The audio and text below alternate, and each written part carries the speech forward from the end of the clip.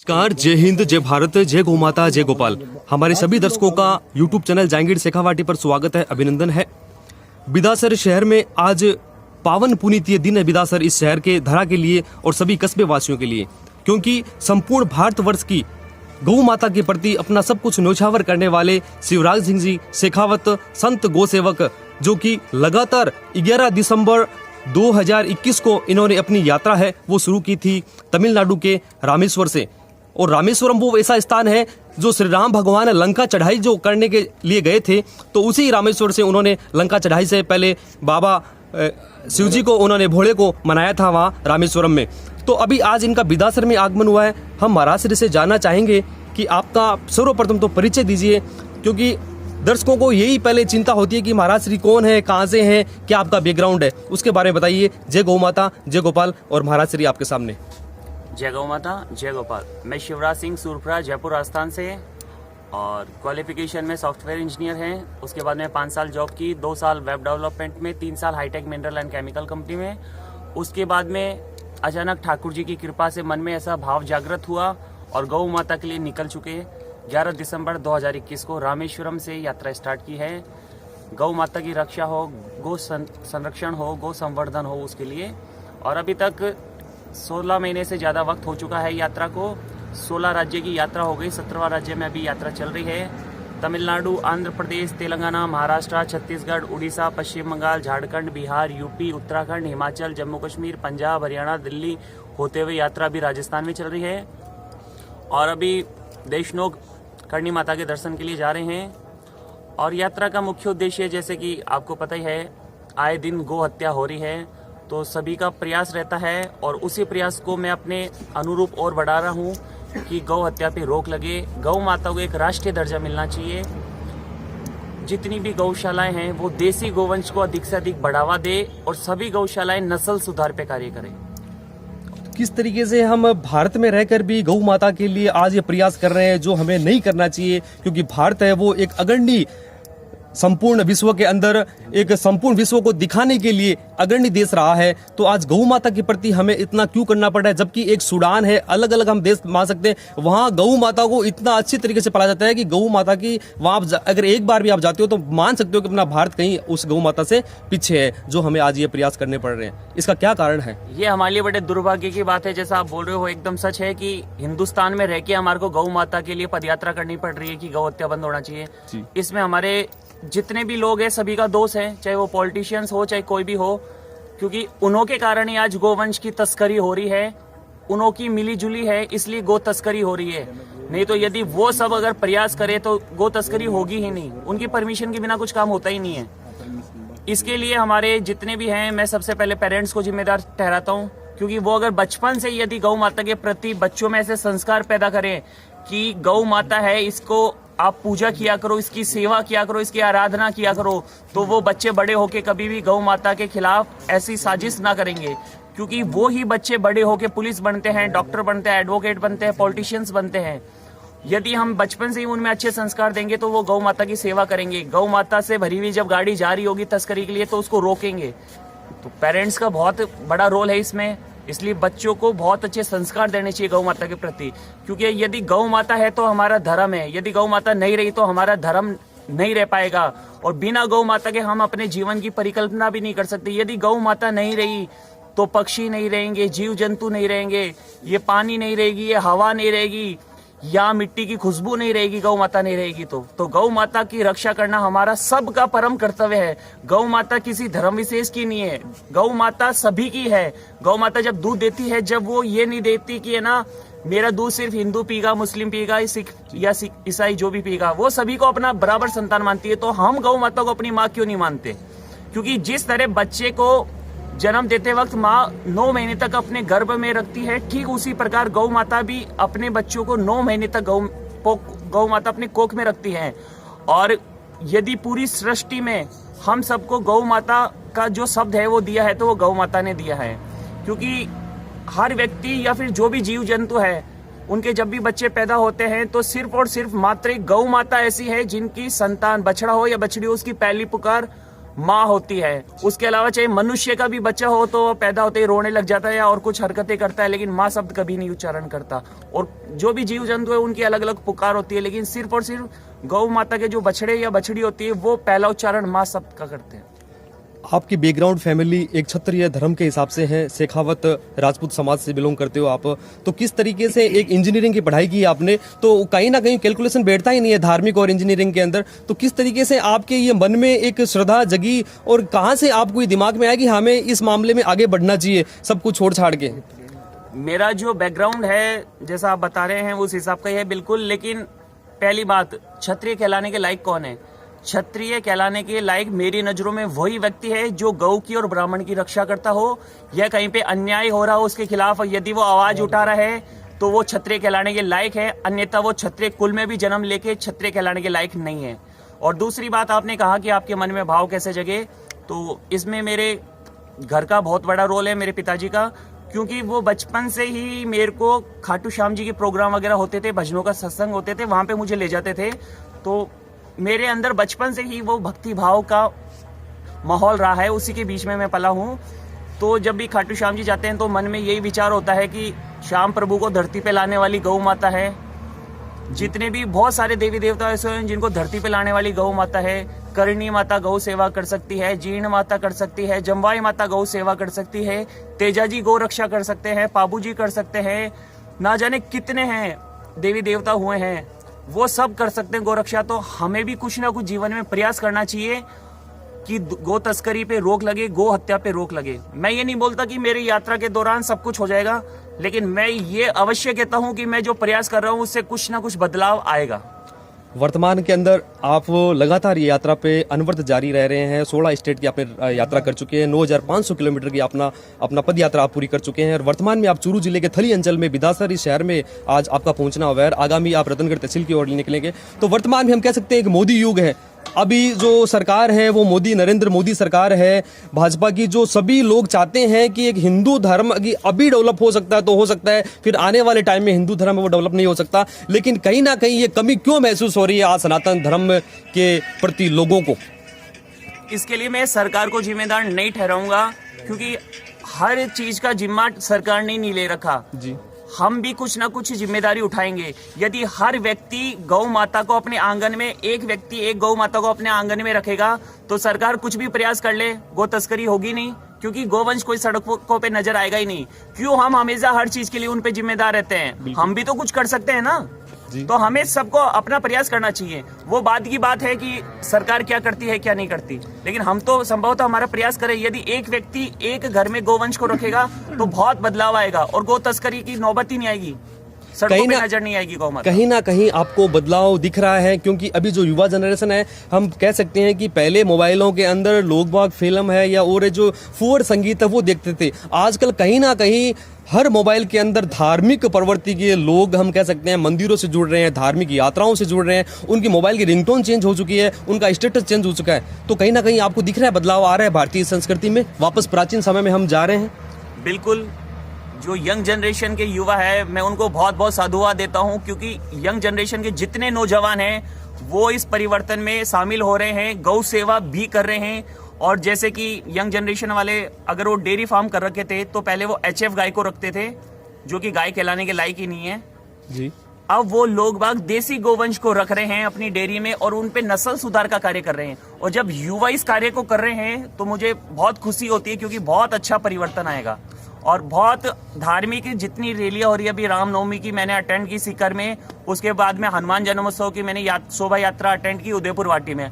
बहुत अच्छा रुझान रहा और युवा ही है जो सबको एकजुट कर सकता है और अच्छे से अच्छा बदलाव कर सकता है। और सभी युवा से मेरी एक ही हाथ जोड़ के अपील है, ये जाति के चक्रों में मत पड़ो, जाति पाति के चक्रों में ये आपको जो भी है अपने वोटों के कारण, राजनीति के कारण बांट रही है। आप हिंदू हो, सनातनी हो, एकजुट हो, आपसे कहीं पे भी कोई भेदभाव नहीं किया जाता। हर जगह आपको, मंदिर में हो चाहे हर जगह आपको हक मिल रहा है। चंद लोगों की बातों में आके आप अपने आप को तोड़ो मत, आप एकजुट हो। चाहे लोग बाग आपको वोटों के चक्रों में कितना भी तोड़ने का प्रयास करें, लेकिन आप टूटो मत, आप एकजुट हो। यदि आप एकजुट हो गए तो आप बहुत कुछ बदलाव ला सकते हो समाज में। ये यात्रा आपकी जारी हो रही है, अभी राजस्थान में आप यात्रा कर रहे हो, तो आगे आपका क्या शेड्यूल रहेगा यात्रा का?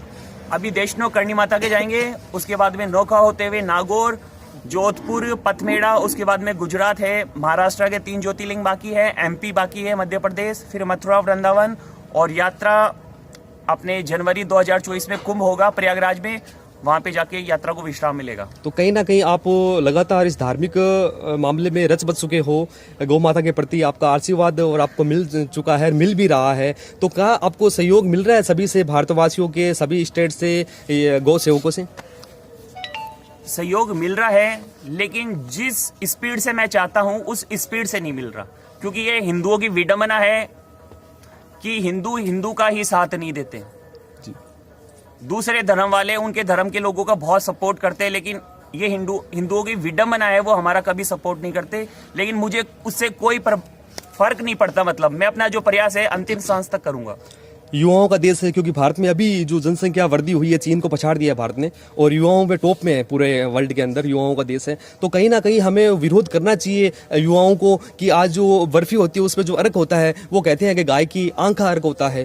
कहीं ना कहीं हम देखते हैं लोग लात मारते हैं गाय को या अपने सांड को, नंदी को। तो कहीं ना कहीं विरोध करना चाहिए लोगों को। ये जागृति आ रही है क्या लोगों में? बिल्कुल ये जागृति आ रही है, और थोड़ी विडंबना, मांसाहारी का बहिष्कार है, बहुत अच्छी बात है, ये होना भी चाहिए।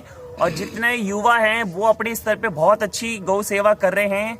जिनकी सैलरी 5,000 7,000 भी है, वो भी अपने जेब से खर्चा करके मोटरसाइकिल पे रात दिन मेहनत करते हैं, गौ माता की सेवा करते हैं। लेकिन कुछ एक बड़े लोग हैं जो सिर्फ और सिर्फ नाम के भूखे हैं, जो बड़ी बड़ी गौशालाएं हैं वहां पे जाके पैसे देंगे कि हम वहां पे जाएंगे, पैसे देंगे तो हमारा बड़ा नाम होगा।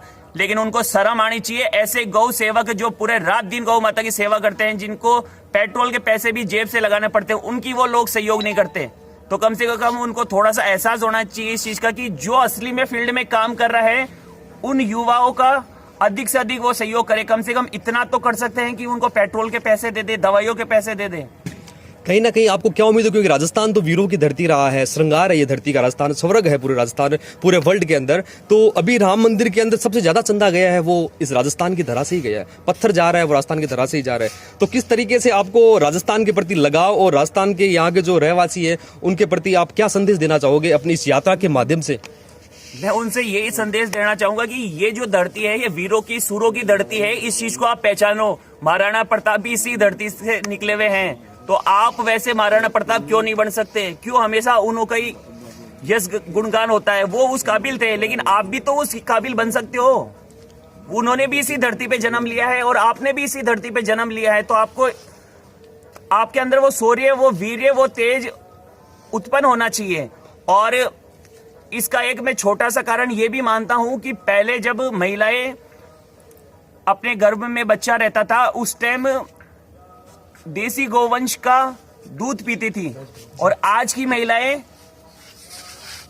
गोलगप्पे खाती है, टिकिया खाती है, तो वो बच्चे भी वो गोलगप्पे जैसे ही होंगे, महाराणा प्रताप जैसे नहीं होंगे। तो इस चीज का विशेष ध्यान देना चाहिए उनको कि देसी गोवंश का दूध है वो उनको उस टाइम यूज करना चाहिए।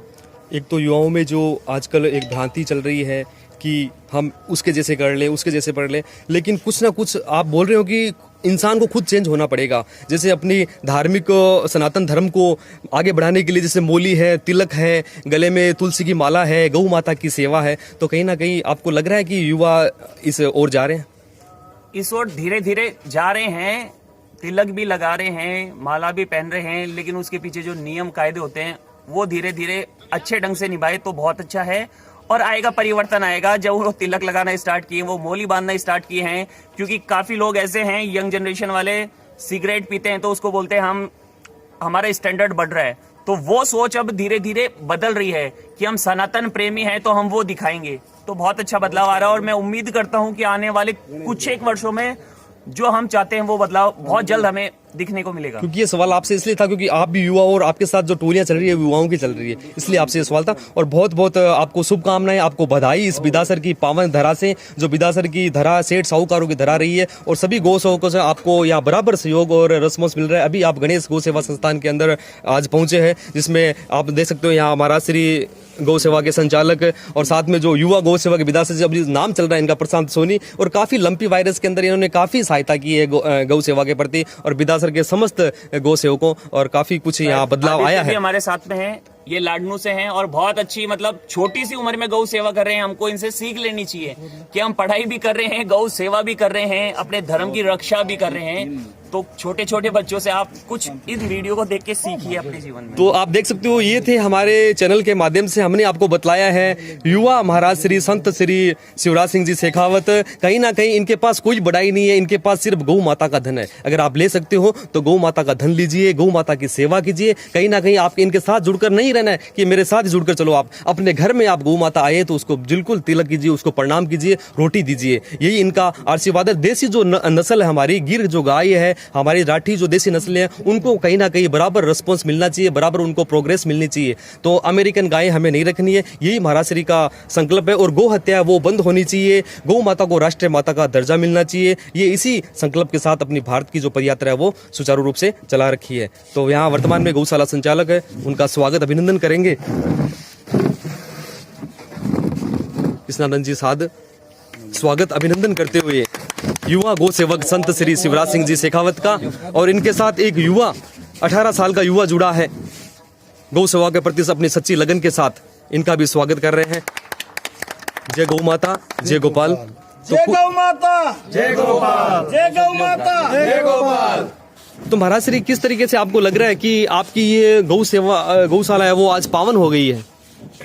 आज अहो भाग्य है मेरे इस श्री गणेश गौशाला के जो महाराज जी के यहाँ शरण पड़े हैं और मत कृतार्थ हो गया। ये गौशाला गौ माता की असीम कृपा है और इसमें 275 गायें अभी गोवंश है, वो भरण पोषण का हो रहा है। और गुरु महाराज की कृपा से, गणेश जी महाराज की कृपा से, गौ माता की कृपा से सब अच्छी तरह से चल रहा है। आपने देखा है सब नारे ऐसे डिपार्टमेंट बनाए हुए हैं। तो आप आगे हम तो कृतार्थ हो गए। जय गौ माता, जय गोपाल। तो ये खास बातचीत थी शिवराज सिंह जी शेखावत, जो अपनी यात्रा लगातार जारी रख रहे हैं और बहुत ही साधुवाद के पात्र है, धन्यवाद के पात्र है कि गौ माता का इन पे आशीर्वाद और प्रेम सदा रहे, इनके परिवार पे रहे, गौ सेवकों पे रहे। जय गौ माता, जय गोपाल। गौ माता सबका भला करे। रोजगार के लिए बोल रहे हैं। जय गौ माता, जय गोपाल। जय श्री कृष्णा। आप सभी का गौ माता है वो भला करे, सबका गौ माता भला करे। सनातन धर्म प्रेमी सज्जनों सहित इस भारत की जो भूमि रही है गौ पे, तो आज महाराज श्री संपूर्ण भारत की जो यात्रा पर निकले हैं पैदल, तो बिदासर की इस पावन धरा पर उनका आगमन हुआ है, जिसमें बिदासर श्री गणेश गौ सेवा संस्थान में अभी भ्रमण कर रहे हैं, अवलोकन कर रहे हैं महाराज श्री इस गौशाला का।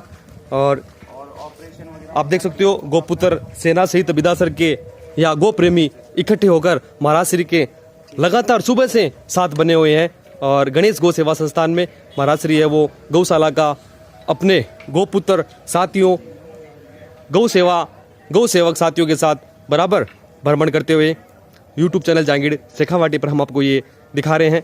अभी शाम का प्रोग्राम, कल का इनका शेड्यूल रहेगा। ये कल सुबह बिदासर से यहाँ निकलेंगे, जो रतनगढ़ तहसील की ओर प्रस्थान करेंगे। तो जय गौ माता, जय गोपाल। आप सभी का गौ माता है भला करे।